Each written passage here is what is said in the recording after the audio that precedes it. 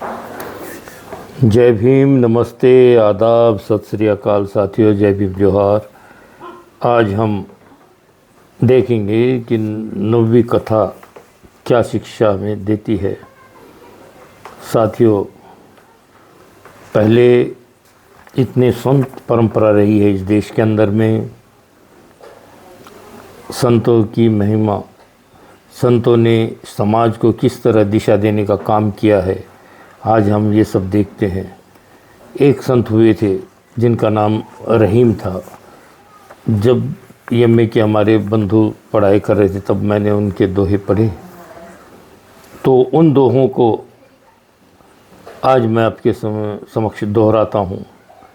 संत रहीम का दोहा है, रहीमन धागा प्रेम का मत तोड़ो चटका ही। रहीमन धागा प्रेम का, किसी का भी मन मत तोड़ो। रहीमन धागा प्रेम का मत तोड़ो चटका ही। तो टूटे से फिर ना जुड़े, जुड़े गांठ पड़ जाही। ये धागे की तरह नरम रिश्ते होते हैं, इन्हें संभालना बहुत नाजुकता, इन सूत्रों को संभालना बहुत ज़रूरी है। रहीमन धागा प्रेम का मत तोड़ो चटका ही। टूटे से फिर ना जुड़े, जुड़े गांठ पड़ जाही। संत कबीर जी ने कहा है, करत करत अभ्यास के जड़मति होत सुजान। रसरी आवत जात ते सील पर पड़त निशान। रोज रोज रस्सी से, पहले कुओं से पानी भरने की प्रथा थी, चरखी हुआ करती थी ऊपर, उसके ऊपर भी निशान चरखी के ऊपर पड़ जाया करते, खींचते रहती थी महिलाएं कुओं से पानी पनिहारी।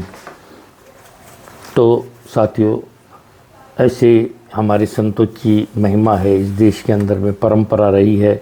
समाज को कुछ अच्छा प्रबोधन करने के लिए संतों ने बहुत कुछ अपना समय, अपना योगदान दिया है। तो हम लोगों को उनको बार बार नमन कर। संतों ने जो इस देश को दिया है शायद ही किसी ने दिया हो, इसलिए हम लोगों का दायित्व बनता है इनके प्रति आदर भाव हमारे मनों में, दिलों में बसा रहे।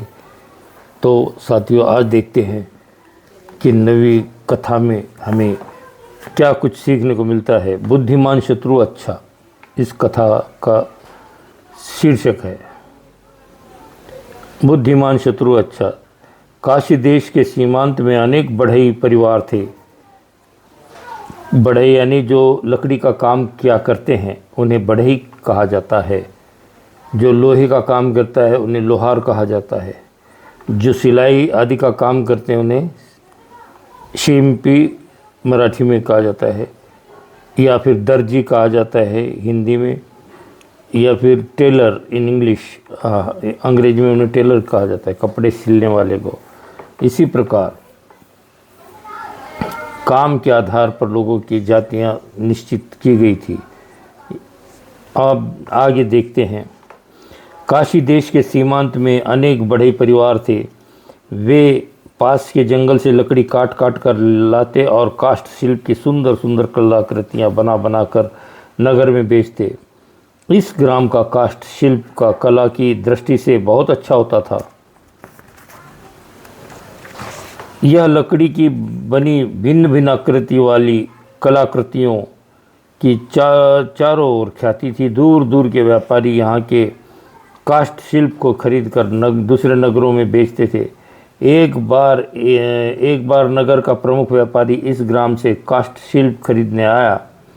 उसने देखा कि बढ़ईशाला में एक बूढ़ा बढ़ई लकड़ी के एक बड़े तने को अपनी आरी से काट रहा था। तना बहुत मोटा था। बूढ़े बढ़ई के सिर से पसीना बह रहा था। दोपहर का समय होगा, धूप तेज होगी, इसलिए तेज धूप के कारण सिर से पसीना बहने लगा होगा। उसी की वजह से थोड़े से परेशान हो गए होंगे बूढ़े बढ़ई। बूढ़े बढ़ई के सिर से पसीना बह रहा था। उसकी गंजी खोपड़ी पसीने के कारण चमक रही थी। वह अपने काम में तल्लीन था। उसी समय एक मच्छर उसकी खोपड़ी पर आ बैठा। उसने उसकी गंजी खोपड़ी पर अपने डंक से ऐसा काटा मानो किसी ने सुई चुभो दी हो।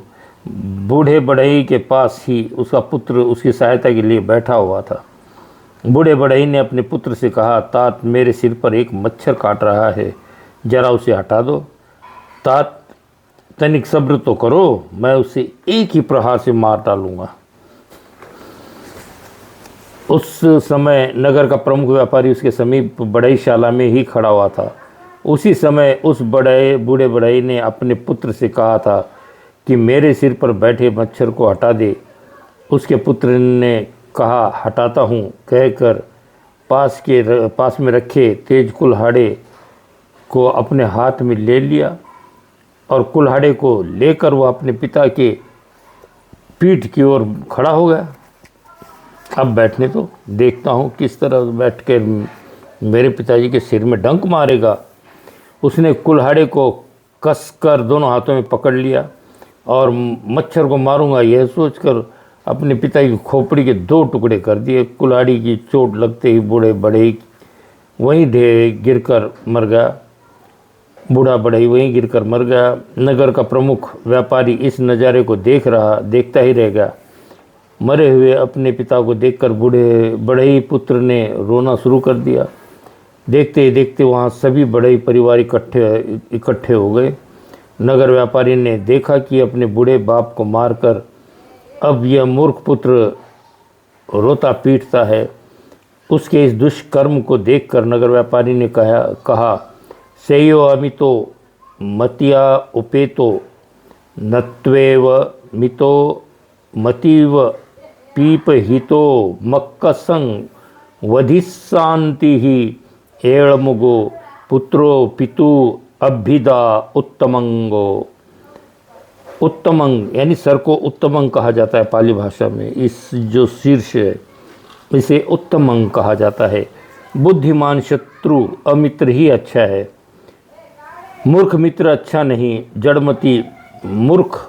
जड़मती यानी पागल, जो अनजान होता है, नादान होता है, ऐसे जड़मती वाला जो विचार नहीं करता, अपने दिमाग का इस्तेमाल नहीं करता, सोच पिता के सिर को फाड़ डाला।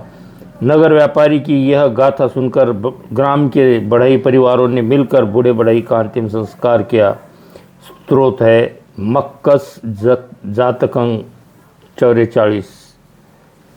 आज के लिए इतना ही हो। सबका मंगल हो, सबका कल्याण हो, सब स्वस्थ रहें। जय भीम, नमो बुद्धाय।